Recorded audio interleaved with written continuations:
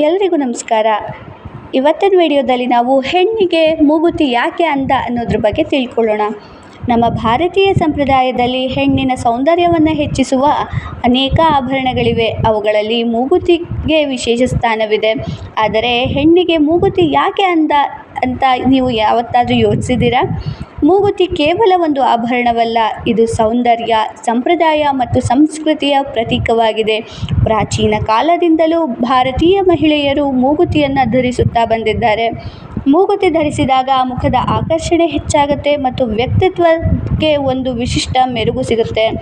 ಆಯುರ್ವೇದದ ಪ್ರಕಾರ ಮೂಗಿನ ಎಡಭಾಗದಲ್ಲಿ ಇರುವ ಕೆಲವು ನರಗಳು ಮಹಿಳೆಯ ಆರೋಗ್ಯದೊಂದಿಗೆ ಸಂಬಂಧ ಹೊಂದಿವೆ ಎಂದು ನಂಬಲಾಗುತ್ತೆ. ಆದ್ದರಿಂದ ಮೂಗುತಿ ಧರಿಸುವುದು ಆರೋಗ್ಯಕ್ಕೆ ಸಹಕಾರಿ ಎಂದು ಹಿರಿಯರು ಹೇಳ್ತಾರೆ.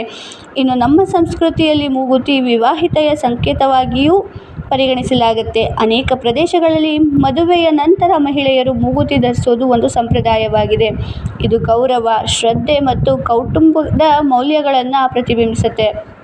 ಇಂದಿನ ಕಾಲದಲ್ಲಿಯೂ ಮೂಗುತಿ ತನ್ನ ಮಹತ್ವವನ್ನು ಕಳೆದುಕೊಂಡಿಲ್ಲ. ಸಾಂಪ್ರದಾಯಿಕ ಉಡುಗೆಯ ಜೊತೆಗೆ ಮಾತ್ರವಲ್ಲದೆ ಆಧುನಿಕ ಫ್ಯಾಷನ್ನಲ್ಲಿ ಮೂಗುತಿ ಒಂದು ಟ್ರೆಂಡ್ ಆಗಿದೆ. ಸಣ್ಣ ಮೂಗುತಿಯಿಂದ ಹಿಡಿದು ಅಲಂಕಾರಿಕ ವಿನ್ಯಾಸಗಳವರೆಗೆ ಹಲವಾರು ರೀತಿಯ ಮೂಗುತಿಗಳು ಮಹಿಳೆಯರ ಸೌಂದರ್ಯವನ್ನು ಇನ್ನಷ್ಟು ಹೆಚ್ಚಿಸುತ್ತವೆ.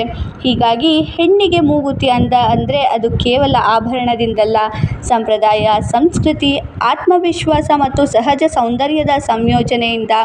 ಮೂಗುತಿ ಹೆಣ್ಣಿನ ಮುಖಕ್ಕೆ ಕೇವಲ ಅಲಂಕಾರವಲ್ಲ, ಅವಳ ಸೌಂದರ್ಯಕ್ಕೆ ಒಂದು ವಿಶೇಷ ಗುರುತು. ಈ ಮಾಹಿತಿ ಇಷ್ಟ ಆಯಿತು ಅಂದರೆ ವಿಡಿಯೋನ ಲೈಕ್ ಮಾಡಿ, ಶೇರ್ ಮಾಡಿ, ಸಬ್ಸ್ಕ್ರೈಬ್ ಮಾಡಿ. Thank you for watching.